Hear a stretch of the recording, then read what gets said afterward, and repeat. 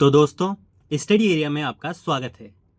तो आज इस वीडियो में हम बात करेंगे मेवाड़ के इतिहास के कुछ ऐसे प्रश्नों के बारे में जो लगभग सभी एग्जाम में देखने को मिलते हैं, चाहे आप किसी भी एग्जाम की तैयारी कर रहे हो।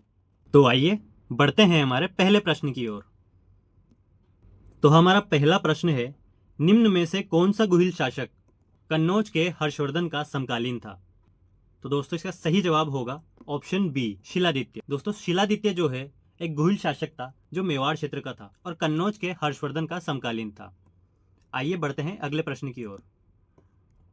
तो दोस्तों, हमारा दूसरा प्रश्न है, 8वीं शताब्दी में बप्पा रावल ने मेवाड़ क्षेत्र में किस स्वतंत्र राजवंश की स्थापना की थी या किस स्वतंत्र राजवंश की नींव रखी थी? तो इसका सही जवाब होगा ऑप्शन बी, गुहिल राजवंश। दोस्तों, आप में से कुछ लोगों के दिमाग में सिसोदिया राजवंश भी आया होगा, लेकिन जो सिसोदिया है वो सही जवाब नहीं है, क्योंकि सिसोदिया एक शाखा है जो गुहिल राजवंश की है। अगर हम बात करें तो गुहिल राजवंश है और सिसोदिया इसकी शाखा है। बढ़ते हैं अगले प्रश्न की ओर। तीसरा प्रश्न, मेवाड़ के राजा अल्लट का शिलालेख किस पुरातात्विक स्थल से प्राप्त हुआ है? दोस्तों, इसका सही जवाब होगा ऑप्शन ए, आहड़। अल्लट ने आहड़ में एक वराह मंदिर बनवाया था। उस वराह मंदिर से सारनेश्वर प्रशस्ति प्राप्त हुई थी। यह एक अभिलेख है। इसी अभिलेख से हमें अल्लट के बारे में जानकारी प्राप्त हुई थी। अल्लट के बेसिकली दो अभिलेख है, एक आठपुर अभिलेख और एक सारनेश्वर प्रशस्ति। बढ़ते हैं अगले प्रश्न की ओर। हमारा चौथा प्रश्न है, जेत्र सिंह कहाँ का शासक था? दोस्तों, देखिए ये प्रश्न इंपॉर्टेंट है। ये प्रश्न हमारे जेईएन के एग्जाम में भी आया हुआ है 2025 में। तो इसका सही जवाब होगा जेत्र सिंह मेवाड़ का शासक था। बढ़ते हैं अगले प्रश्न की ओर। पांचवा प्रश्न, बप्पा रावल का मूल नाम क्या है? बप्पा रावल का मूल नाम कालभोज है।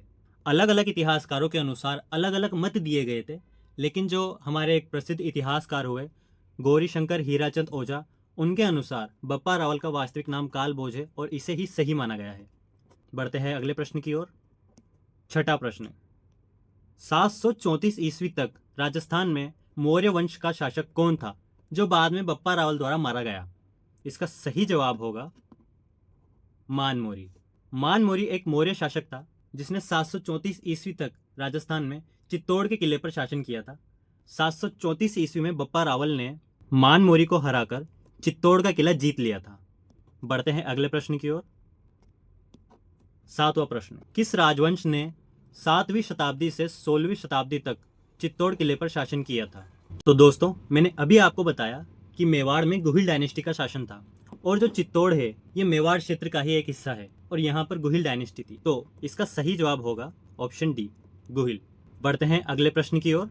1303 ईस्वी में सेनानायक गोरा और बादल किसकी सेना से युद्ध करते हुए वीर गति को प्राप्त हुए थे? दोस्तों, ये प्रश्न हमारे सेकंड ग्रेड टीचर में भी आ चुका है। तो इसका सही जवाब होगा ऑप्शन बी, अलाउद्दीन खिलजी। बड़ा आसान सा प्रश्न है दोस्तों, लगभग हर व्यक्ति जो एग्जाम की तैयारी कर रहा है वो इसका जवाब जानता हो। बढ़ते हैं अगले प्रश्न की ओर। नवा प्रश्न, नैनसिरी ख्यात में गुहिलों की कितनी शाखाओं का उल्लेख किया गया है? मैंने अभी आपको बताया था कि राजवंश तो था गुहिल और उसकी शाखा थी सिसोदिया। उसी तरह से इसमें बताया गया है, उसी तरह से नैनसिरी ख्यात में ये बताया गया है कि गुहिल राजवंश की कुल कितनी शाखाएं थी। तो दोस्तों, इसका सही जवाब होगा ऑप्शन ए, गुहिल राजवंश की कुल 24 शाखाएं थी। बढ़ते हैं अगले प्रश्न की ओर। 10वां प्रश्न, गुहिल वंश का पहला शासक कौन था? तो दोस्तों, गुहिल वंश का पहला शासक यहाँ पर बप्पा रावल को माना गया है। ये इंपॉर्टेंट क्वेश्चन है दोस्तों, आप देख सकते हैं राजस्थान पुलिस कांस्टेबल 2020 में भी ये प्रश्न आया हुआ है। बढ़ते हैं अगले प्रश्न की ओर। 11वां प्रश्न, चित्तौड़ का राणा रतन सिंह था गुहिल वंशीय, चंदेल वंशीय, चौहान वंशीय, परमार वंशीय? बिल्कुल सही जवाब दोस्तों, आपने बिल्कुल सही सोचा है, गुहिल वंशीय। बड़े आसान से प्रश्न आ रहे दोस्तों, लेकिन ये प्रश्न इंपॉर्टेंट है, भले ही ये आसान हो, क्योंकि आप देख सकते हैं ये प्रश्न भी सेकंड ग्रेड एग्जाम में आया हुआ है, सेकंड ग्रेड टीचर के एग्जाम में 2010 में आया हुआ है। बढ़ते हैं अगले प्रश्न की ओर। तो हमारा 12वां प्रश्न है, रानी पद्मिनी किसकी पुत्री थी?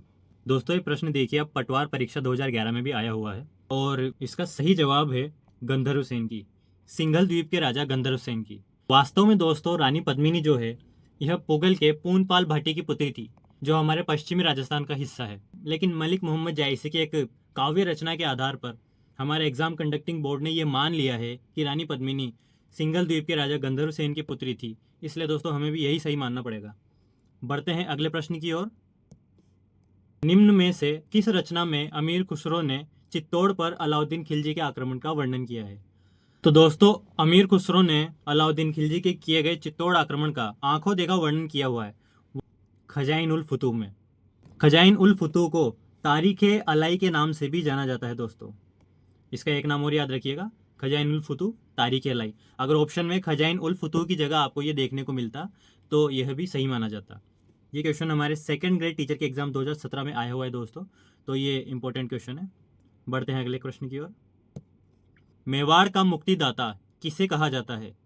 मेवाड़ का मुक्तिदाता कहा जाता है राणा हमीर को। बढ़ते हैं अगले प्रश्न की ओर। किस मेवाड़ शासक के समय जावर की खानों में चांदी की प्राप्ति हुई थी? तो दोस्तों, इसका सही जवाब होगा राणा लाखा। राणा लाखा के समय मेवाड़ क्षेत्र में जावर एक स्थान है जहां से चांदी प्राप्त होने लगी थी, खनिज पदार्थों में चांदी की मात्रा मिलने लगी थी। और दोस्तों, ये प्रश्न हमारे कांस्टेबल 2018 पुलिस कांस्टेबल 2018 के एग्जाम में आया हुआ है, इसलिए इंपॉर्टेंट क्वेश्चन है। बढ़ते हैं अगले प्रश्न की ओर। 16वां क्वेश्चन है, कुंभा द्वारा निर्मित कीर्ति स्तंभ कितने मंजिलों का है? तो दोस्तों, कुंभा ने जो कीर्ति स्तंभ का निर्माण किया था वो हमारे बिल्कुल सही 9 मंजिलों का है। जी हाँ दोस्तों, 9 मंजिला स्तंभ है। बढ़ते हैं अगले प्रश्न की ओर। उदयपुर स्थित एकलिंगजी के मंदिर का निर्माण किस महाराणा के समय हुआ था? तो दोस्तों, उदयपुर स्थित एकलिंगजी का जो मंदिर है ये बप्पा रावल के समय बनवाया गया था। बप्पा रावल ने अपनी राजधानी नागदा में कैलाशपुरी नाम के स्थान पर एकलिंगजी का मंदिर बनवाया था। मेवाड़ के सभी राणा स्वयं को एकलिंगजी का दीवान मानते हैं। बढ़ते हैं अगले प्रश्न की ओर। विजय स्तंभ के बारे में अधोलिखित कथनों को पढ़िए। यह 9 मंजिला स्तंभ है। बिल्कुल सही बात है दोस्तों, विजय स्तंभ 9 मंजिला है। मंडन इसका मुख्य वास्तुकार है। यह भी बिल्कुल सही बात है। तो दोनों ही सही है, इसलिए हमारा सही जवाब होगा ऑप्शन डी। बढ़ते हैं अगले प्रश्न की ओर। चित्तौड़गढ़ स्थित विजय स्तंभ पर पहला स्मारक डाक टिकट कब जारी किया गया था? तो दोस्तों, इसका सही जवाब होगा ऑप्शन डी। 1949 में पहला स्मारक डाक टिकट चित्तौड़गढ़ में स्थित विजय स्तंभ पर जारी किया गया था, जो कि 1949 में जारी किया गया था। विषम घाटी पंचानन की संज्ञा मेवाड़ के किस शासक को दी गई है? तो दोस्तों, इसका सही जवाब आप बिल्कुल सही सोच रहे हैं, ऑप्शन बी राणा हमीर।